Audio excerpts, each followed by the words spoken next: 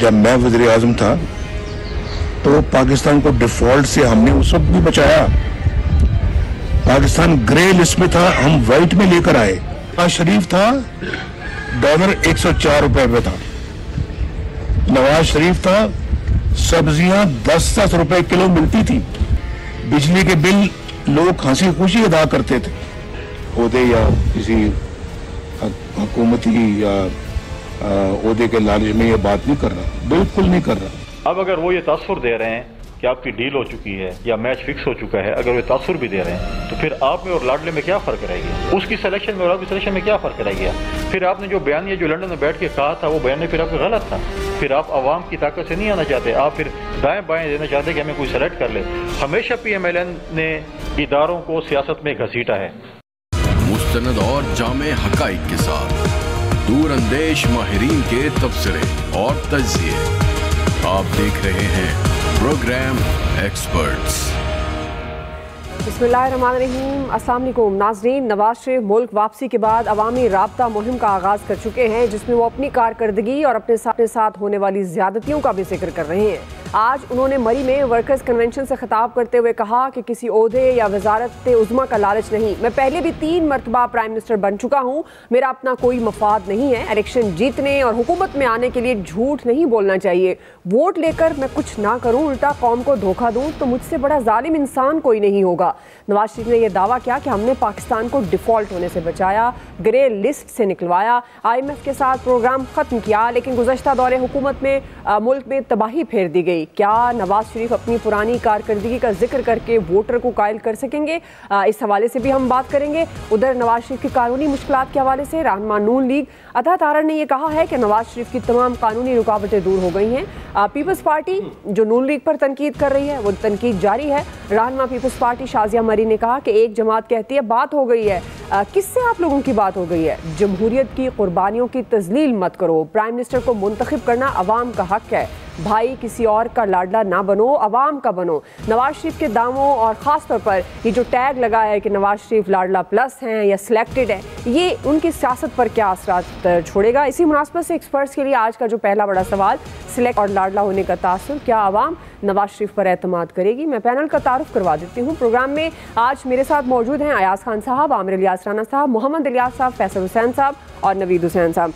मैं आप सबको खुशामदीद कहूँगी। आमिर साहब, मैं आपसे आगाज़ करूँगी, चूँकि जिस तरह से आज नवाज शरीफ साहब ने बात की और उन्होंने कहा कि मुझे वजारत उज़्मा का कोई लालच नहीं है, और वो इससे पहले भी जब वो वापस आए थे तब भी वो कहते थे कि अब आवाम को डिलीवर करेंगे, और उनको लगता था कि पाकिस्तान के साथ जिस हाल में इस वक्त पाकिस्तान है, ये नहीं होना चाहिए था, जिससे वो अपनी कारकर्दगी और अपने टेन्योर में जो उनकी परफॉर्मेंस थी वो भी उसको गिनवाते थे। लेकिन आमिर साहब, ये जो लाडला प्लस और सिलेक्शन की बार बार बात हो रही है कि नवाज शरीफ को लाया गया है, अब यही प्राइम मिनिस्टर बनने जा रहे हैं, इंतखाब हो चुका है, हम भी अपने प्रोग्राम में बारहा इस पर बात करते हैं। मैं पाकिस्तान पीपल्स पार्टी की बात कर रही हूँ। आपके ख्याल में इस सारे सिनेरियो में क्या असरात मुरतब होंगे नवाज शरीफ साहब की सियासत पर, और अवाम आपके ख्याल में एतमाद करेगी नवाज शरीफ पर? अगर नवाज शरीफ पे अवाम एतमाद नहीं करेगी तो उखाड़ के बाहर फेंक देगी, कोई मसला नहीं है। 8 फरवरी को मसला ही ख़त्म हो जाएगा। इशू ये है कि फैसला ही अवाम ने करना है। अब अवाम 8 तारीख को किसके इंतखाबी निशान के साथ, और जो उनके बने हुए होंगे बाहर पोलिंग स्टेशंस के बाहर जो एजेंट बैठते हैं, किस तरफ से पर्चियाँ लेंगे, कहाँ जाके बैठेंगे, वहाँ कौन कौन लड़ रहा होगा, फैसला तो वो लोग करेंगे ना। और नवाज शरीफ को पूरा राइट है, जिस तरह PTI को पूरा राइट है, उस तरह पीपल्स पार्टी की है कि इलेक्शन सब लड़े, और इलेक्शन के लिए मौके भी सबको मिलने चाहिए। पिछली दफ़ा सियासी ज़मीन नून लीग पे तंग कर दी गई थी, और किसी इदारे से बराह रास्त लड़ाई ना होने के बावजूद, और आज PTI पे जो सख्ती आई है वो बराह रास्त स्टेट पे, फ़ौज के इदारों पे हमला करने के बाद बहुत ज़्यादा हुई है। ये बात अगर वो निकाल के अपने लिए रास्ता बनाते हैं तो सबके लिए लेवल प्लेइंग फील्ड होनी चाहिए।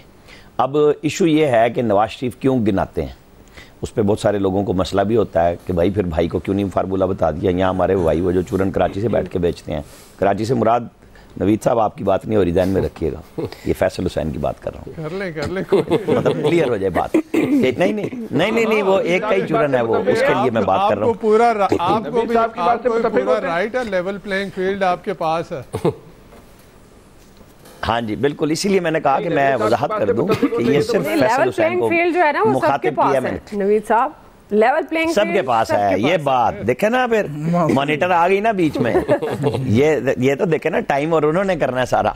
अच्छा इशू ये है कि वो जो होता है ना कि जी वो भाई को फार्मूला नहीं बताया, भाई फार्मूला करे, डार करे, हम सब मतून भी करते हैं, महंगाई आई है, सब पे आई है, लेकिन कोई उस लाडले को क्यों नहीं, उस लाडले को लाने वालों को सवाल है कि भाई आपने एक मुल्क उसके हाथ में हंसता खेलता हुआ ठीक ठाक चलता हुआ दे दिया, जिसके माली मसाइल छोड़ दें, इखलाकी मसाइल छोड़ दें, सिर्फ एडमिनिस्ट्रेटिव इश्यूज पे देख लें कि वो क्या फैसले कर रहे थे, वो किन टीम को के साथ खिला रहे थे, बुजदार, महमूद, कैबिनेट, उन सब सारे हीरे सामने आ चुके हैं। और IMF के साथ जो उन्होंने आखिर में पाकिस्तान को फंसाया कि आपने मुआहिदा तोड़ दिया, जिसके नतीजे में ये दांतों से, ये गिरे जो है ना दांतों से भी नहीं खुल रही। इस वक्त मसला ये बना हुआ है पाकिस्तान के लिए कि हम और आप फंस गए हैं, हम इंटरनेशनल ऑब्लिगेशंस में हैं, हमारे लिए मदद का कोई रास्ता मौजूद नहीं है कि वो खुद हमें एक्सपोर्ट भी बढ़ानी पड़ेगी, अपने इन्वेस्टर भी खुद लाने हैं, कर्जे भी पे करने हैं, कर्जों के लिए कर्जे लिए जाते रहेंगे। वो अभी हम, ये कोई छू मंतर नहीं है कि कोई नवाज शरीफ अकेले आ जाएंगे तो अगले 3-4 साल में ठीक हो जाएंगे। मसला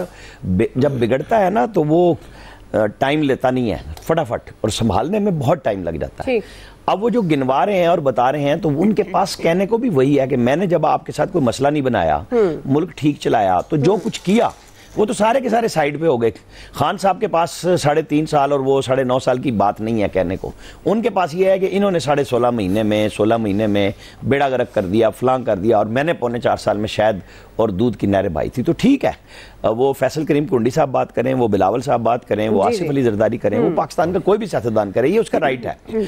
असल इशू ये है कि अब आने वाले दिनों में आपको इन सवालात के जवाब देने हैं। फिलहाल आप बात कर लें कि 70 साल वाले चले जाएं, मैं लालच नहीं रखता वजारत उज़्मा का, और खान साहब ये कहें कि जी मेरे पास तो अल्लाह का दिया सब कुछ है, जिन उनके साथ लोगों के पास नहीं था कुछ, वो सारा कुछ इकट्ठा करते रहे और मैं सिर्फ खिदमत के लिए आया। तो ये पाकिस्तान को बिगाड़ा है, तो संवारने के लिए लोगों ने फैसला करना है। हम अगले मरहले पे जब आएंगे उसमें मैं बहुत तारीखी मिसालें आपको दूंगा कि क्या क्या इस मुल्क में होता रहा है और अब हमें क्या करना चाहिए। लेकिन इशू ये है कि आज लोगों को राइट ऑफ वोट है, मिलना चाहिए फ्री फेयर, और लोगों को पोलिंग स्टेशन जाने की इजाजत होनी चाहिए, चाहे वो जिस मर्जी जमात को दे, और यही सबका मुतालबा है। तारीख होती है आपकी मिसाल, अंधेरे में डूबी भी सही है। अच्छा जी, मुझे पता है छछोरा क्या बात करेगा। चले नवीद साहब, आपके ख्याल में अब जिस तरह आमिर साहब कह रहे हैं, ये तो वाकई जमहूरियत का असल हुस्न तो फिर यही है, तमाम सियासी जमातें भी इंतखाबात में हिस्सा लें, आज़ादाना तौर पर वोटर्स भी जाएं और अपने पसंदीदा कैंडिडेट को वो वोट कास्ट करें।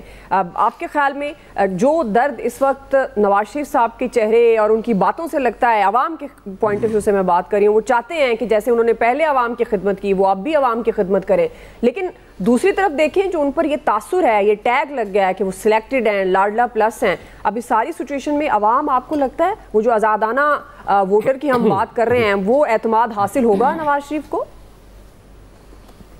अच्छा, दुआ सबसे पहले तो थैंक यू आपके लिए कि लेवल प्लेइंग फील्ड और कोई दे ना दे, आप दे देती हैं यहाँ पे, तो उसके लिए आपका शुक्रिया। दूसरी बात में इसमें शुक्रिया की बात ही नहीं है नवीद साहब, ये आपका राइट है। नहीं, वो करना चाहिए ना। देखें, एक लेवल प्लेइंग फील्ड आप यहाँ पे दे रहे हैं। बात ये है कि ये बेसिकली एक ही ड्रामा है, कुवत से नहीं मांगे आप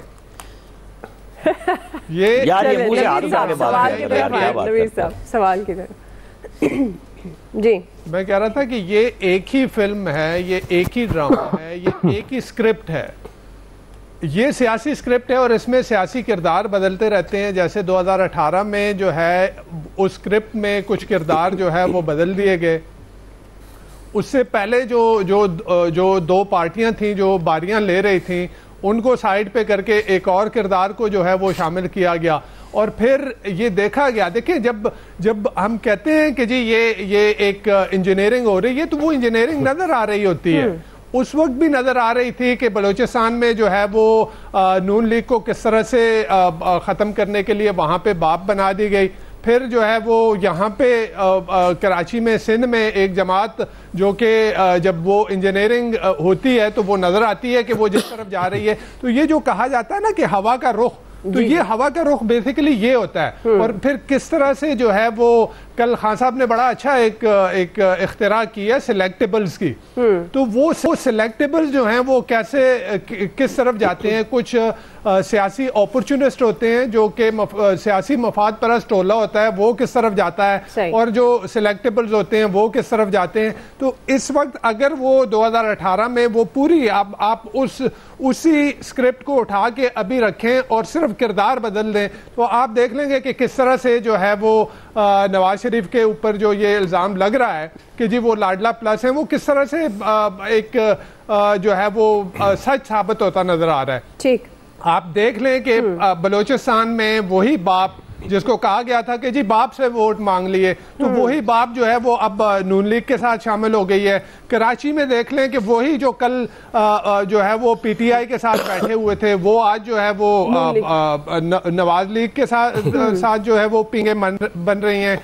जो बाप उस वक्त बनी थी, इस वक्त जो है वो इस्तेकाम पार्टी बन रही है, एक किंग्स पार्टी वहां पे बनाई जा रही है। तो ये सिलेक्टेबल जो आ रहे हैं और जो इलेक्टेबल्स आ रहे हैं, और जिस तरह से राह हमवार हो रही है, जिस तरह से ग्राउंड हमवार किया जा रहा है, तो ये तो खुद ही मेरे ख्याल में वो सारी चीजें वो खुद साबित कर रहे हैं कि वो अवाम के ऊपर, और जिस तरह से उन्होंने अपना बयानिया बदला। जी जी, देखें, अगर इन्होंने देखना अवाम की तरफ था तो जो इनका बयानिया था उसी बयानिए पे आते, लेकिन जो बयानिया बदला गया और अब आके कहा जा रहा है जी इंतकाम की सियासत नहीं होगी, तो ये हमारा सियासी जो एक स्क्रिप्ट है उसी में किरदार बदले जा रहे हैं। और अब जो है वो नवाज शरीफ साहब, हाँ ये है कि कुछ किरदार जो थे उनका जो रोल था वो बहुत कम था, और नवाज शरीफ साहब का रोल बहुत ज्यादा है, क्योंकि वो उनकी सियासी इब्तिदा ही जो है वो एक जनरल के साथ से हुई थी, और किस तरह से उनको फिर परवान चढ़ाया गया था। तो ये है कि जो इमरान खान साहब थे उनका बहुत ही शॉर्ट किरदार रहा और उनको उठा के फेंक दिया गया। तो अवाम की तरफ देखना चाहिए। मैं नवाज शरीफ साहब ये जो मशवरा दूंगा वो ये कहूंगा कि जी अवाम की तरफ देखें, किसी और तरफ ना देखें। ठीक है अयाज साहब, ये बात तो दुरुस्त है, हर सियासतदान को अवाम की तरफ ही देखना चाहिए जिनका वोट लेकर वो फिर इक़्तिदार में जाकर बैठते हैं। लेकिन जिस तरह से नवीद साहब भी बात कर रहे हैं कि अब उन्होंने बयानिया बदला, सियासी इंतकाम की बात वो नहीं कर रहे हैं, तो सर ये तो अच्छी बात है, इब्तिदा तो होनी चाहिए। आज तक हमने यही देखा, जो हुकूमत में होते हैं वो अपोजिशन को सियासी इंतकाम का निशाना बनाते हैं, फिर जब वही हुकूमत में आ जाते हैं उस वक्त कहते हैं ये बुरा है। नैब का बड़ी अच्छी मिसाल हमारे सामने है। तो सर ये तो फिर अच्छी इब्तिदा वो कर रहे हैं कि हम सियासी इंतकाम की तरफ नहीं, आम आदमी की तरफ जाना है। मैंने आपसे किसने कहा कि कायद अवाम की तरफ नहीं देख रहे? वो देख अवाम की तरफ ही रहे हैं, सुन किसी और की रहे हैं। देखने में उनको कोई उस पर एतराज़ नहीं है। मेरे कायद की शदीद ख्वाहिश है कि ये लाडला प्लस का जो टैग है ये हट जाए किसी तरीके से। उन्होंने अपने पार्टी के कुछ लोगों से कहा भी कि इसको, लेकिन ये हटेगा नहीं। ये टैग के साथ ही वो इलेक्शन में जाएंगे, और अगर वो प्राइम मिनिस्टर बन गए तो फिर भी ये टैग उनके साथ रहेगा। ये टैग अब नहीं उतरने वाला। उसके बाद वो प्राइम मिनिस्टर बनने के बाद को बयानियाँ भी चेंज कर रहे हों, जो भी कर रहे हो, ये टैग अब मुस्तकिल रहेगा। कुछ बातें अलबत्ता मैं बिल्कुल कायद की बिल्कुल मानता हूँ, ठीक उन्होंने कहा कि उनके दौर में रोटी 4 रुपए की थी। वो पीपल्स पार्टी वाला एक कह रहा था कि यार हमारा जो पहला दौर था भुट्टो साहब का, उसमें रोटी के साथ दाल फ्री मिलती थी। 4 रुपए में? अच्छा, नहीं, रोटी के साथ दाल ही फ्री मिल जाती थी। आप तंदूर पे बैठे हैं, आपने रोटियां जितनी खा लें, दाल सारी फ्री होती थी। तो वो तो फिर जो दौर गुजर गया, फिर ये भी मैं 100% उनकी बात से इत्तफाक करता हूँ। वो कहते हैं पिछले दौरे हुकूमत में बर्बाद कर दिया गया इस मुल्क को और इसकी मैशत को। वो दौरे हुकूमत तो 5 साल का ही होता है ना, चले 3.5 साल और प्लस 16 माह वो दोनों मिला लेते हैं, इसमें कोई शक नहीं है, बिल्कुल सच्ची बात कर रहे हैं आप। हमारे जो हुक्मरान हैं उनकी वो देखें कि कितने अच्छे लोग होते हैं ये। मरियम साहबा फरमा रही थी कि मेरी छोटी बेटी की तबीयत खराब हो गई, तो फिर मुझे एहसास हुआ कि अस्पताल होना चाहिए यहाँ, क्योंकि बहुत टाइम लग जाता है पहाड़ों में ना वहाँ इमदाद पहुँचने में। तो ये बस दुआ करते रहा करें आप लोग कि हमारे हुक्मरानों को पर्सनल एक्सपीरियंस होता रहे कुछ चीज़ों का, उसके बाद उनको ख्याल आता है कि हाँ यार कौम के लिए भी ये करना चाहिए, वरना जाहिर है उनको एहसास हो ही नहीं सकता, क्योंकि वो जिस दुनिया में रह रहे होते हैं वो इंटायरली डिफरेंट दुनिया है। और स्पेशली आप जब जाते हैं ये प्राइम मिनिस्टर हाउस में जाएं या प्रेसिडेंट हाउस में जाएं, तो वहाँ जो उन तक रिपोर्ट्स पहुंची होती हैं सब अच्छा। और यूब खान साहब के बारे में कहा जाता है ना कि उनके लिए अखबार ही अलग छपता था, कि वो सब अच्छा नजर आ रहा होता है कि जी आपने कमाल काम कर दिया, इससे अच्छा काम हो ही नहीं सकता था। फिर मेरे कायद ने एक और अच्छी बात की, बड़ी ज़बरदस्त बात की, उन्होंने कहा मुझे ओहदों का लालच नहीं है। मतलब चौथी दफ़ा वज़ीर आज़म अगर वो सिलेक्ट हो जाते हैं उस पर उन्हें एतराज़ नहीं है, लेकिन वो बगैर लालच के इस मुल्क में तशरीफ लाए हैं। आप मतलब उनकी किस किस बात से इनकार करेंगी दुआ? मतलब कायद ऐसा ही होना चाहिए। सही है। वो बज़ाहिर मतलब इस चीज़ पे भी खुश होंगे। आप देखें ना, वो लाइन लगी हुई है वो टिकट लेने वालों की नून लीग की इस वक्त फिर से, क्योंकि वो जो टैग है लाडला प्लस का, वो लोगों को ऐसे लगता है कि बस ये सिलेक्ट हो चुके हैं, अब और कुछ नहीं होना। वो सिलेक्टेबल्स की जो मैंने टर्म कल यूज की थी ना, वो इसीलिए की थी कि लोगों को लग रहा है कि जी सिलेक्टेबल्स जो हैं उन्होंने ही जीतना है और वो उसके बाद वो आके बैठ जाएंगे, फिर वो आपको बताएंगे, आपका शुक्रिया भी अदा करेंगे कि मैं आपके वोट से मुंतखब हो गया हूँ, आपकी बड़ी मेहरबानी, आपने मुझे वोट दिया। और उसके बाद फिर आपके लिए जो करेंगे, क्योंकि खिदमत का जज्बा ख़त्म नहीं होता हमारे हुक्मरानों में। सही है। हर हाकिम ये कहता है कि मैंने छोड़ना ही नहीं किसी कीमत पे इस कौम को, जब तक इसकी खिदमत नहीं कर लूंगा। तो आप बस खिदमत कराने के लिए तैयारी करें। सही है जी। और जरदारी साहब के भी सर टिकर वही सारे हाकिम ऐसे ही हैं हमारे। जी जी, जरदारी साहब भी यही कह रहे हैं कि हमारा कॉज था चेयरमैन पीटीआई को निकालना, और अगर हम ये ना करते तो मुल्क जो है वो डिफॉल्ट की तरफ जाता। अभी वैसे ये अभी जैसे ही कंफर्म खबर आती है, जाहिर है मैं ये भी सवाल रखूंगी। नहीं, एक इंटरव्यू है वो, ठीक है, अभी चल रहा है एक चैनल पे उनका। ठीक है जी। फैसल साहब, आपके ख्याल में अवाम एतमाद करेंगी नवाज शरीफ पर? बड़ी इम्प्रेसिव बातें तो वो कर रहे हैं कि उनको ओहदे का लालच नहीं है, वो सच्चे दिल से आम आदमी की, जो अक्सर ही आप कहते रहते हैं आम आदमी की कोई नहीं सुनता, आम आदमी की कोई नहीं सुनता, तो वो कह रहे हैं कि आम आदमी की खिदमत करूंगा मैं। असल में इस वक्त हम जिस पोजीशन पे खड़े हुए हैं ना, तो उसमें आवाम के एतमाद की ज़रूरत नहीं है। जब आवाम के एतमाद के बगैर मसाइल हल हो रहे हो तो फिर इतनी मेहनत करने की क्या ज़रूरत है? हमारे आमिर साहब एक दफ़ा नहीं कई दफ़ा कह चुके हैं और बरमला का है कि सब कुछ तय हो चुका है, और जो तय हो चुका है उसके मुताबिक ही सब कुछ होना है। तो जब तय हो चुका है तो अवाम एतमाद करें या नहीं करें, मतलब आप समझ रहे हैं कि आमिर साहब ने ये डिसाइड करना है कि ये तय हो गया कि ये तय नहीं? हमारे तो यकीन है आमिर साहब झूठ नहीं बोलते होंगे, सच बोलते होंगे। हमारा तो यकीन है झूठ नहीं बोलते होंगे। सही। फिर आमिर साहब की आज की एक बात इन्होंने जो कही है ना, और बिल्कुल इनकी बात दुरुस्त है कि कोई, और मैं इनकी बात से मुकम्मल तौर पर इत्तेफाक करता हूँ कि जो प्रोजेक्ट इमरान खान था उसने तबाही मचाई, और उस प्रोजेक्ट इमरान खान के खालिकों से क्यों बात पुरस नहीं की जाती? अच्छा, ये बिल्कुल दुरुस्त बात है कि प्रोजेक्ट इमरान खान तो पाकिस्तान की बर्बादी में उसने कोई कसर नहीं छोड़ी, लेकिन प्रोजेक्ट इमरान खान के खालिकों से किसने पूछना था? मैंने पूछना था, आपने पूछना था, वो 16 महीने की हुकूमत नहीं पूछना था ना? तो पूछते प्रोजेक्ट इमरान खान के खालिकों से कि भाई क्यों तुमने बनाया था, इबरत बना देते। क्या कहते हैं यार, कोई इस तरह का प्रोजेक्ट बनाने की, अच्छा, ऐसी प्रोजेक्ट बनाने की फैसल साहब, मैं यहीं से कंटिन्यू करूंगी। अभी एक ब्रेकिंग न्यूज़ है, वो ज़रा शेयर कर लें। Army chief general Asim Munir की ज़ेर सदारत फॉर्मेशन कमांडर्स कॉन्फ्रेंस हुई है जी। ISPR के मुताबिक इस अहम खबर से आपको अपडेट करें। Army chief general Asim Munir की ज़ेर सदारत फॉर्मेशन कमांडर्स कॉन्फ्रेंस ISPR के मुताबिक फॉर्मेशन कमांडर्स का मुसल्लह अफवाज के अफसरान और जवानों को खराज तहसीन। ISPR के मुताबिक इस अहम खबर से आपको अपडेट करें। कानून नाफिज करने वाले इदारों और शहरियों समेत शोहदा की अजीम कुर्बानियों को भी खराज तहसीन पेश किया गया। ISPR के मुताबिक ये अहम खबर आर्मी चीफ की ज़ेर सदारत फॉर्मेशन कमांडर्स कॉन्फ्रेंस GHQ में ये फॉर्मेशन कमांडर्स कॉन्फ्रेंस हुई। ISPR के मुताबिक आपको बताएं कि खराज तहसीन पेश किया गया फॉर्मेशन कमांडर्स का मुसल्लह अफवाज के अफसरान और जवानों को। ISPR के मुताबिक कानून नाफिज करने वाले इदारों और शहरियों समेत शोहदा की अजीम कुर्बानियों को भी खराज तहसीन पेश किया गया। ISPR के मुताबिक इस अहम खबर से आपको अपडेट करें। दहशतगर्दों सहूलतकारों के खिलाफ रियासत मुकम्मल ताकत के साथ निपटेगी, ये भी तय हुआ। ISPR के मुताबिक इस अहम खबर से आपको अपडेट करें। खालिद महमूद हमारे नुमाइंदा हमारे साथ मौजूद हैं। खालिद, अपडेट कीजिएगा इस कॉन्फ्रेंस से मुतालिक मजीद क्या अहम फैसले हुए? जी देखें जी, आज 82वीं फॉर्मेशन कमांडर कॉन्फ्रेंस का इजलास हुआ और army chief general Syed Asim Munir ने जो है वो GHQ में इस कॉन्फ्रेंस की सदारत की। और इस फोरम में जो है मुसल्लह अफवाज के अफसरान और जवानों और कानून नाफिज करने वाले इदारों और पाकिस्तानी शहरियों समेत शोधा की जो अजीम कुर्बानियां हैं उनको जबरदस्त अल्फाज में फोरम ने खराज तहसीन पेश किया है।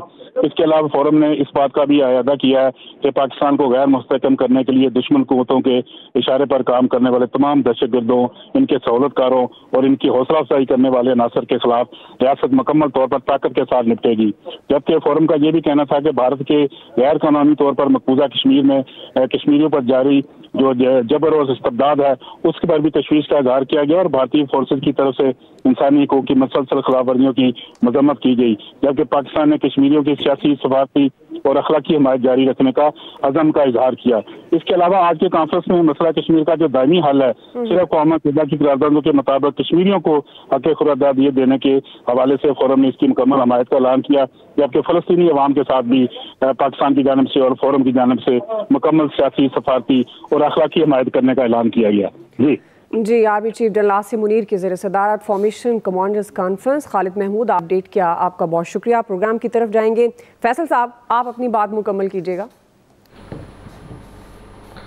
मैं ये कह रहा था जो पूछना था तो किसने पूछना था? 16 महीने की हुकूमत ने पूछना था।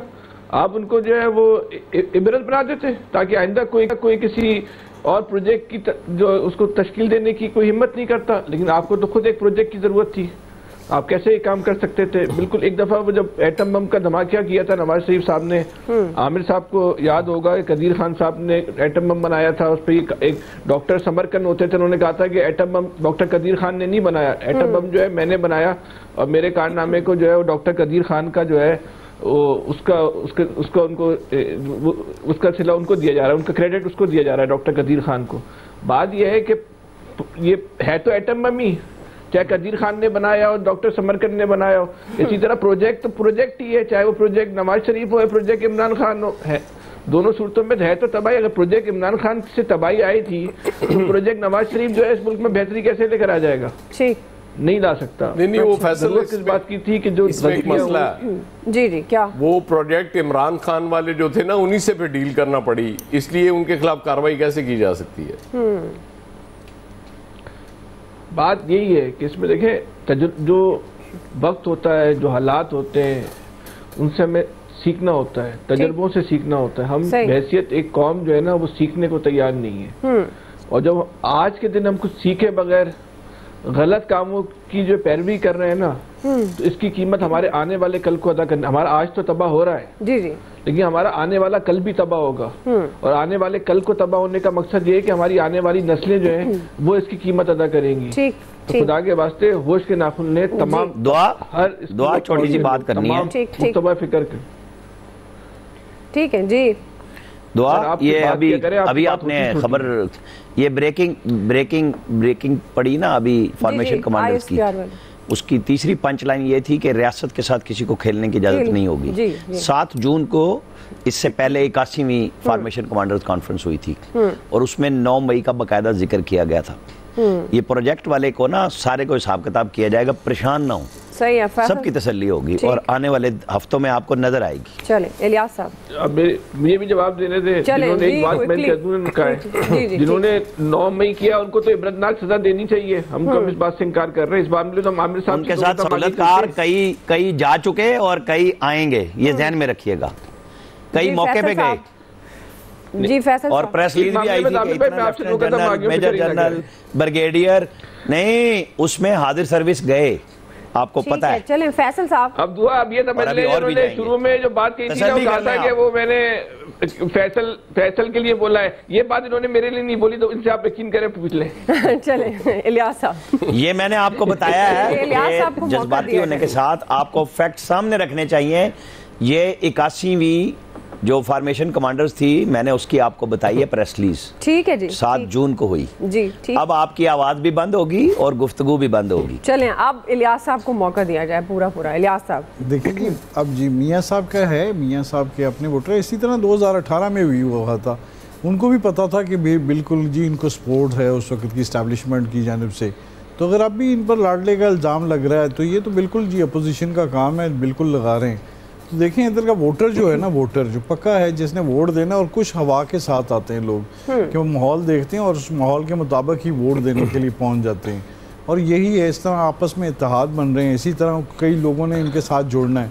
तो उसके बाद इलेक्शन में जो देखेंगे कि वोटर वोट देने के लिए निकलता है, वोट इनको देता है कि नहीं देता, ये उस वक्त पता चलेगा कि सूरत हाल क्या होती। क्योंकि इस वक्त वो जो इलेक्शन है वो पुरानी इलेक्शन की तरह नहीं है। इस दफ़ा आवाम फुल जागी हुई है और आवाम ने देख के इस दफ़ा वोट देना है, क्योंकि आवाम के साथ 4-5 सालों में बहुत कुछ हुआ है। उन्होंने सिक्के के दोनों रुख देखे हुए हैं। तो इस दफ़ा जो सूरत हाल है इनको भी पता है, सियासतदानों को, पार्टियों को, सियासी पार्टियों को, मियाँ साहब को भी पता है कि वो किस मकसद के लिए आए हैं और उन्होंने अपना टारगेट है वो अचीव करना है। जाहिर है मियाँ साहब लंदन में बैठे तो बातें कुछ और करते थे, अब आके इनके जो है बिल्कुल बातें बयानियाँ वगैरह जो चेंज हुआ है, तो जाहिर है वो इस वक्त कामयाबी हासिल करने के लिए आए और उनको पता है कि कामयाबी किस तरह हासिल करनी है। वो आज के सियासतदान नहीं, वो पुराने सियासतदान हैं और मंजे हुए वो सियासत को समझ रहे हैं और वो इस वक्त चाह रहे हैं कि इस वक्त बिल्कुल जो है वो मैदान मारें। इस टाइम जरदारी साहब भी लगे हुए हैं अपना देखने। अब देखते हैं ये दोनों सर जोड़ते हैं कि नहीं, क्योंकि इनके पार्टियों में तो आपस में बड़े इख्तलाफात पाए जा रहे हैं, बयान लेकिन लगता है सर जोड़ेंगे। ये जो अभी 2-4 टिकट बने पड़े हैं, वो इंटरव्यू अगर जैसे आज सब कह रहे हैं अभी जारी है। बड़े तो नहीं इस वक्त बोल रहे एक दूसरे के खिलाफ, लेकिन छोटे लेवल पर तो चल रही है। ठीक है जी। बाकी जाहिर है पाकिस्तान पीपल्स पार्टी का एक अपना स्टांस है और ये जो इंतखाबी स्ट्रेटजी बार बार हम एक लफ्ज़ इस्तेमाल करते हैं तो ये बयानियाँ भी होता है तमाम सियासी जमातों का। अब देखना है कि नवाज शरीफ साहब वो जो कह रहे हैं कि इंतकाम की सियासत नहीं करनी है, आवाम की सियासत करनी है और उनके दिल में कोई लालच नहीं है ओहदे का, बल्कि वो डिलीवर करने की ख्वाहिश रखते हैं। अभी सारी सिचुएशन में आवाम कितना उनकी बातों पर एतमाद करती है और वो वोट डालने के लिए जाहिर है वो शेर पे और उनकी जमात को वोट डालेगी। एक्सपर्ट्स इस बारे में क्या कहते हैं वो आपने जान लिया। एक ब्रेक ले रहे हैं, ब्रेक से वापस आएंगे। दूसरा बड़ा सवाल, इलेक्शन कमीशन ने PTI इंट्रा पार्टी इलेक्शन गैर शफाफ करार दे दिया। हम सवाल ये करेंगे क्या सीनियर क़यादत के जेल में होते हुए पार्टी इंतखाबात करवाना मुमकिन होगा या नहीं, राय लेंगे ब्रेक के बाद। नाज़रीन, हर गुजरते दिन के साथ PTI की सियासी मुश्किलात बढ़ रही हैं। आज इलेक्शन कमीशन ने तहरीक इंसाफ के खिलाफ दायर इंट्रा पार्टी केस का फैसला सुना दिया। इलेक्शन कमीशन ने यह कहा अपने फैसले में कि PTI के इंट्रा पार्टी इंतखाबात मुतनाज़िर थे, वो पार्टी आइन के मुताबिक साफ शफाफ इलेक्शन कराने में नाकाम रही। 22 जून के पार्टी इंतखाबात को तस्लीम नहीं किया जा सकता। 1 साल का वक्त दिया और इस साल 1 साल का वक्त देने के बावजूद PTI ने इंट्रा पार्टी इंतखाबात मुनक्किद नहीं कराए। इलेक्शन कमीशन की तरफ से PTI को यह हिदायत की गई है कि 20 दिन के अंदर इंट्रा पार्टी इंतखाबात करवाए जाएं, वरना बल्ले का निशान PTI से वापस ले लिया जाएगा। फैसले पर रद्द-ए-अमल दिया तहरीक इंसाफ के वकील बैरिस्टर गोहर अली ने कहा कि इलेक्शन कमीशन के फैसले से बड़ा अफसोस हुआ, इससे इंसाफ के तकाजे पूरे नहीं हुए। उन्होंने इलेक्शन कमीशन के फैसले को चैलेंज करने का भी ऐलान किया। इसी पर हम बात करेंगे। नवीद साहब, मैं आगाज़ करी हूँ, इस फैसले के पाकिस्तान तहरीक इंसाफ की सियासत पर क्या असरात होंगे? क्या आपको लगता है कि PTI आम इंतखाबात से आउट भी हो सकती है? और जो दूसरा बुनियादी सवाल कि सीनियर क़यादत के जेल में होने की वजह से PTI के लिए इंतखाबात कराना कितना बड़ा चैलेंज होगा? दुआ देखें, ये जो मरीम नवाज़ ने कहा था कि लेवल प्लेइंग फील्ड चाहिए और वो अपने लिए फील्ड को लेवल करवाने की बात कर रही थी, तो वो लेवल हो रही है। और अभी आप देखें कि जो PTI के तकरीबन 65 के करीब जो अरकान असम्बली थे, फॉर्मर अरकान असम्बली थे, वो पार्टी छोड़ चुके हैं। पार्टी का तंजीमी ढांचा बिल्कुल ख़त्म कर दिया गया है। पार्टी की जो मरकज़ी क़यादत है वो जेल में पड़ी हुई है। तो उसके बाद जो है इस तरह का फ़ैसला देना, मेरे ख़्याल में पीपल्स पार्टी के पास और पाकिस्तान मुस्लिम लीग नवाज़ के पास कोई अपना नैरेटिव तो वो ऑलरेडी कुर्बान कर चुके हैं। उनके पास अवाम में जाने के लिए, वोटर्स के पास जाने के लिए, उनको दिखाने के लिए कुछ नहीं है और इसी वजह से वो बल्ले के निशान से शायद वो खौफजदा हैं, खाइफ हैं। वो कह रहे हैं कि जी बैलेट पेपर पे वो भी ना हो। अभी मरकजी क़यादत जैसे आपने कहा कि वो जेल के अंदर है, तो कैसे जो है वो इंट्रा पार्टी जो है वो इलेक्शन करवा पाएगी? तो इलेक्शन वो होंगे नहीं। ये अपनी जो ये बेसिकली वही है कि PTI को इलेक्शन से बाहर कर दें, क्योंकि इस वक्त आप देखें जो एक चीज जिसके ऊपर फोकस किया जा रहा है वो वोटर आपका यंग वोटर है। यंग वोटर के ऊपर फोकस किया जा रहा है। और कल जो है वो एप्सर्स का सर्वे आया है, उसमें देखें कि 10 में से 9 पाकिस्तानी ये समझ रहे हैं कि पाकिस्तान की मईशी समत जो है वो दुरुस्त नहीं है। ठीक है, आपका पॉइंट आ गया नवीद सर। और उनमें बड़ी तादाद जो है वो नौजवानों की है। बिल्कुल आपकी बात दुरुस्त है, वक्त कम है। आया साहब, आपकी तरफ, आपके ख्याल में पार्टी इंतखाबात करवाना मुमकिन है PTI के लिए? सीनियर क़यादत जेल में है। लेकिन जैसे यहाँ हम इलेक्शन की बात करते हैं कि सिलेक्टेड लोग होते हैं, हमारे यहाँ इंसाफ भी सिलेक्टेड होता है। ये कौन सी पॉलिटिकल पार्टी है हमारे यहाँ जिसके बड़े शफाफ इंतखाबात होते हैं और कोई मतलब वो बड़ा सख्त मुकाबला हो रहा होता है कि जी वो उसके लिए कैंडिडेट के लिए जी उस प्रेसिडेंटशिप के लिए या कोई चेयरमैन होता है पार्टी का। इलेक्शन तो सारे ऐसे ही होते हैं, लेकिन बात ठीक है क्योंकि ये ऐसा मौका है कि जब उनके पल्ले कुछ है ही नहीं, कहाँ से वो इलेक्शन कराएंगे, किस तरह से कराएंगे। लिहाजा उनको कहना चाहिए, पीटीआई वालों को पूछना चाहिए था इनसे, इलेक्शन कमीशन से कि ताड़े लोग फिर इनकार ही समझिए। सही है, मतलब इनकार है, अब इनकार ही नजर आ रहा है ना, इसका तो और कोई मकसद मुझे नजर ही नहीं आ रहा। या तो बड़ी एग्जाम्पलरी इलेक्शंस होते हो ना पॉलिटिकल पार्टीज में, फिर हम कहें यार ये बिल्कुल ठीक फैसला दिया है इन्होंने, ये तो बड़ा गलत किया था इन इलेक्शन में। यहाँ इसी तरह होता है, खड़ा किया जाता है कि जी ये आज का हमारा प्रेसिडेंट, वो कहते हैं जी बस कबूल है जी। आमिर साहब, बात सिंपल सी है, जिस क़यादत ने और जिसकी वजह से आपको 2 ब्रेकिंग बीपर भी करने पड़े, जी जी, पाकिस्तान की स्टेट पे हमला किया, खुद नफसियाती दबाव का शिकार है, पाकिस्तान के अंदर शिकस्त और रीख पैदा करने की कोशिश की, साजिश की, उनको पब्लिकली माफ़ी के बगैर कोई माफ़ी मिलनी नहीं। ये मैं हर रोज़ कहता हूँ, ये बात आप जहन में रख लें। उनका वोटर भी मुतनफ़र है, आप अफसोस करा लें या अफसोस करा लें, नौजवान ले आएँ या लड़कपन में से उठा के वोटर ले आएँ, वोटर को ले जाना पड़ेगा। उसके लिए क़यादत को अहलियत साबित करनी होगी। पहली बात कि आपको पाकिस्तान के अंदर रहना है तो पाकिस्तानी स्टेट के अंदर सियासत करनी है ना, आप और लोगों के एजेंडे ला के यहाँ पे नहीं कर सकते कि आप आर्मी चीफ को बदलना चाहते हैं, बगावत करना चाहते हैं। अब आ जाए आप इलेक्शन कमीशन पे। जनवरी 1977 में हल का निशान पीएनए को नहीं दिया गया था। फिर वो जस्टिस सज्जाद अहमद जान थे जो वसीम सज्जाद के वालिद, वो चीफ इलेक्शन कमिश्नर थे। उन्होंने कहा कानून में गुंजाइश नहीं, लेकिन हुकूमत चाहे तो वो कर सकती है। तो जुल्फकार भुट्टो ने फौरन उस वक्त एक ऑर्डिनेंस ला के पीएनए को इलेक्शन हल का निशान देने के लिए रास्ता दिया। ठीक, अब ये होता है कि आप सियासत क्या कर रहे हैं, आप रियासत के साथ खेल रहे हैं, रियासत पे हमला करते हैं, और यहाँ सारी मोहब्बतें आपको चाहिए। आपको इलेक्शन, जमहूरियत वो चाहिए जिसमें सिर्फ आप हो, ऐसा नहीं हो सकता। जी जी, फैसल साहब, फैसल साहब, तो इलेक्शन की जहाँ तक बात है ना, तो सियासी जमातों में इलेक्शन तो क्या कहते हैं, जमात इस्लामी में बहरहाल होते हैं, इसमें तो कुछ दो राय नहीं। और काफ़ी हद तक, बहुत ज़्यादा आइडियल ना सही, लेकिन काफ़ी हद तक वहाँ पे फिर भी जो है अमीर का चुनाव जो है उनके मशावरत से होता है। फिर आइडियल ही होता है, फैसल आइडियल होता है। हाँ, वो किसी की आजादारी नहीं है। बहरहाल जहाँ तक तहरीक इंसाफ का ताल्लुक है, अच्छा मैं इसके अलावा एक बात करना चाहता हूँ कि जो पार्टीज की जड़ें अवाम के अंदर होती है ना, और वाकई उनके अंदर इतनी कुव्वत होती है कि वो इंतखाबी नताइज पर असरअंगेज हो सकें, तो फिर उनको फ़र्क नहीं पड़ता कि क्या कहते हैं आपके इंतखाबी निशान क्या होगा, आपकी पार्टी की पोजीशन क्या होगी। और वो ये कि अगर कोई इलेक्शन को मैनेज भी करना चाहे, और मैं अभी टाइम नहीं है, किसी दिन आपको मैं इस हवाले से लातादाद मिसालें भी देके बताऊंगा, जो अवामी कुव्वत होती है वो इलेक्शन की मैनेजमेंट को रोकने की भी ताकत रखती है। ठीक, अगर ये भी एक पहलू है कि इसका, इस पहलू को सरफ नजर नहीं करेंगे। जब स्टेट की कुव्वत होती है ना, तो एमकेएम बाइकाट करके भी भागती है, पूरी कुव्वत के साथ मौजूद होते हुए। जी, जवाब इनकी राय, इनकी राय का सही है जी। इनकी राय अब तो एहतराम करना पड़ेगा। आज फिर ये हुआ कि आपने आमिर साहब की राय का एहतराम कर लिया। सुबह से शाम तक सारी फजूल गुफ्तगू करते रहते हैं, सुबह से शाम तक तो इनकी फजूल गुफ्तगू का जवाब नहीं दिया जा सकता। ठीक है, ठीक है, राय का एहतराम हो गया। इलियास साहब क्विकली। ये ऐसी कोई बात नहीं, वो अगर इलेक्शन लड़ने दें, क्योंकि इस वक्त तो सारे उनके जो ए कैटेगरी की लीडरशिप थी वो तो जेल्स में, बाकी बी कैटेगरी की जो लड़ रहे थे इलेक्शन वगैरह वो तो अपने आप को विड्रा करवा रहे हैं।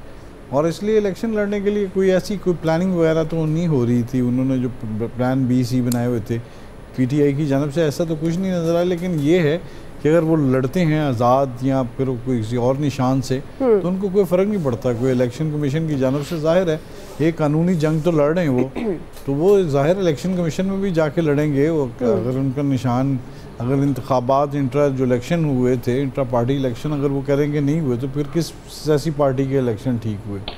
ये तो बड़ा ठीक ठाक है, इसका कोई तरीकाकार होना चाहिए। इलेक्शन कमीशन को खुद अपने आप को ठीक करना होगा कि वो इलेक्शन इस तरह ठीक करवाएं, इंट्रा पार्टी इलेक्शन जो होते हैं उसके रिजल्ट भी अगर वो लेना चाहते हैं सही, तो खुद वो अगर करवाएंगे तो उस पर क्या यकीन है कि ये इलेक्शन ठीक हुए हैं, कौन मुंतखब हुआ, वो भी फिर सिलेक्टिव ही। आप कह रहे हैं कोई मैकेनिज्म होगी जिसमें फेयर पार्टीज के इंतखाबात जो हैं वो भी हो सकें। बहरहाल जी 20 दिन में दोबारा कराने का हुक्म दिया इलेक्शन कमीशन ने PTI के इंट्रा पार्टी इंतखाबात। अब देखते हैं किस तरह से होते हैं ये इंतखाबात और कितना बड़ा चैलेंज होगा।